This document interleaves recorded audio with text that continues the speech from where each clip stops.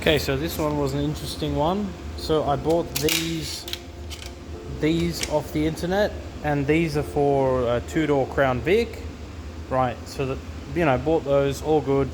But then when I went to test fit them, these were in the wrong spots.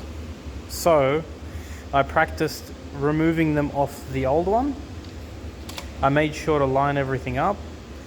I put these trims back on the door and I made those marks.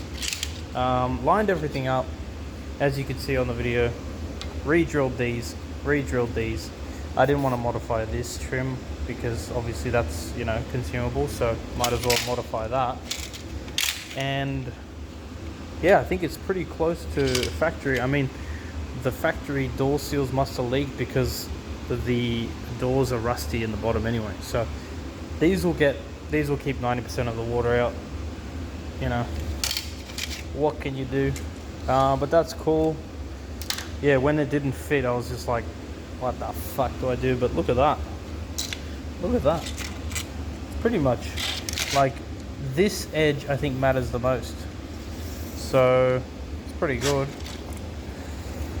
Like I said, it's probably not watertight anyway, but having the window sweep, having this is going to be awesome because that'll stop shit from getting into the doors.